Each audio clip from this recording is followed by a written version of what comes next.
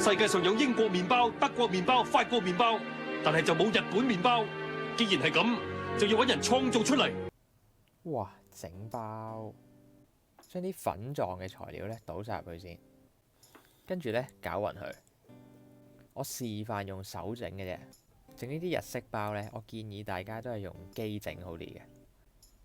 咁攪勻晒之後咧，就倒埋啲番茄同埋香草落去。啲罐頭番茄咧就唔使切嘅，有啲一粒粒唔怕嘅。陣間撈下咧就會爛晒噶啦。如果你摸到啲真係好大嚿嘅，你就揾手指壓爛佢，跟住一路撈到佢變咗一嚿麵團咁，之後就可以拎去塊板度開始搓啦。哇！你睇下，太陽之手，太陽之手，太陽之手。啲日式包咧，就算你有太陽之手咧，都要搓好耐嘅。所以咧都係建議揾翻機整。機嘅話咧，開中速咧打到佢少少起筋咧，咁就可以做下一個步驟噶啦。咁打到有少少韌性咧，起筋咧就可以開始入油噶啦。稍為拉平嚿麵團。咁呢啲牛油就預先擺室溫啦，將佢鋪平喺個麵團上面。跟住咧，揾個麵團包住啲牛油。哇！跟住咧，繼續用多次太陽之手，太陽之手，太陽之手。建議大家咧都係揾翻機嚟打啦，因為咧真係唔掂啊！除非你係東和馬咧，你就用手啦。咁機嘅話咧都係中速打，打到啲牛油咧，你見到冇晒啦，食晒入嚿麵團度啦。咁咧之後就可以轉高速打。打到嚿麵團咧表面乾滑，拉到少少薄膜咧，咁就可以停噶啦。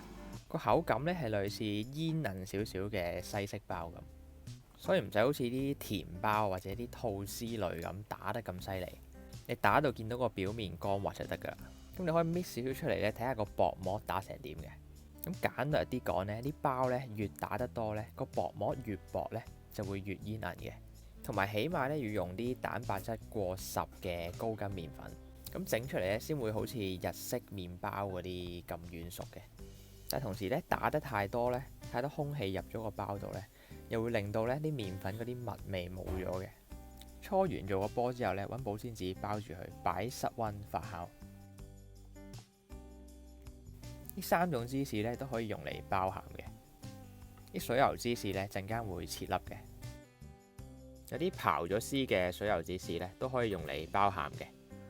但係我陣間會擺喺個包嘅面放入去焗。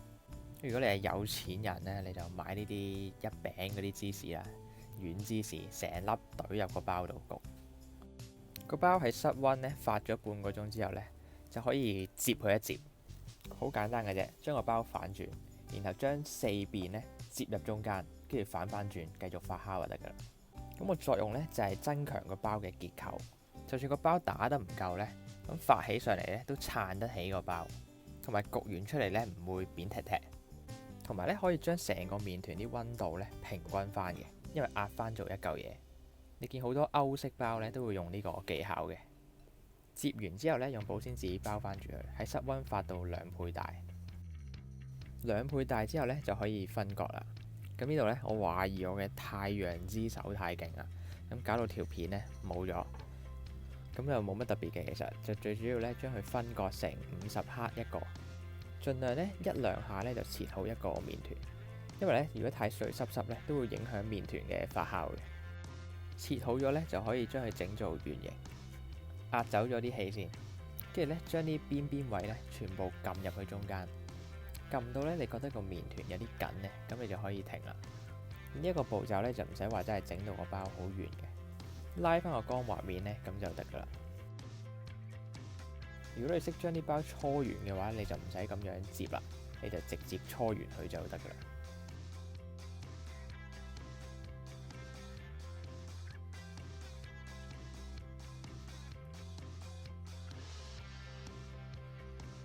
咁但係呢個步驟如果整完啲咧，陣間包餡咧會方便啲。一路收口一路轉咧，個包就完㗎啦。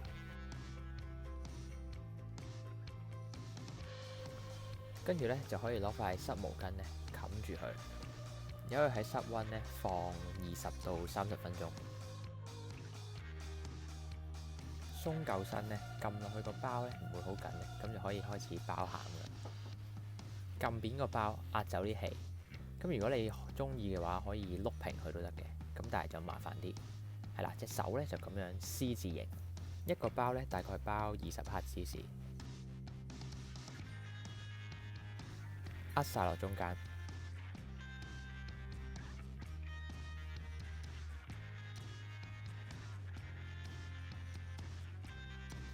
跟住收口嗰陣時咧，一路轉個包，一路撳實個口，咁樣咧個包就會好圓噶啦。記得撳實啲個收口位，如果唔係咧，啲芝士焗嗰陣時會爆晒出嚟。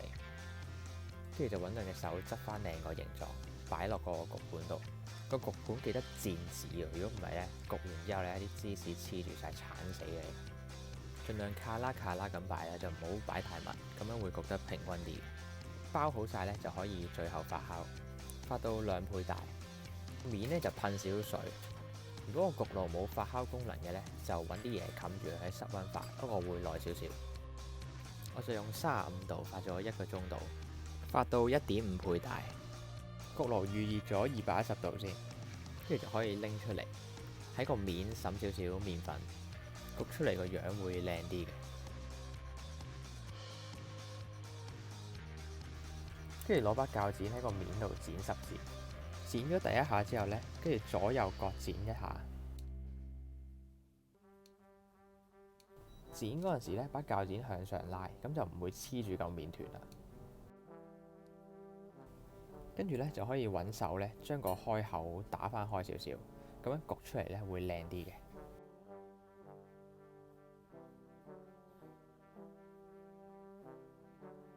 最尾咧加啲芝士碎喺個開口度，咁焗嗰陣時咧就會好似熔岩咁爆晒出嚟㗎啦。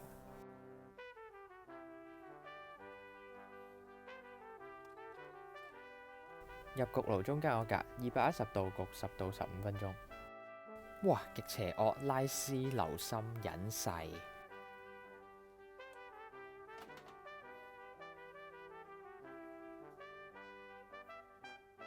趁個包仲熱嗰陣時咧，就拎去個架度攤凍，咁樣個包咧會脆啲嘅。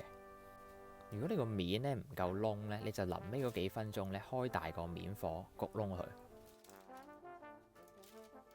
哇！個底黐住成塊芝士嗰啲正到。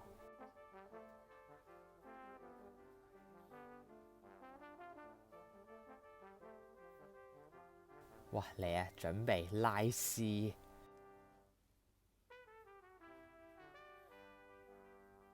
哇！拉絲到可以跳繩啊，係咁，拜拜。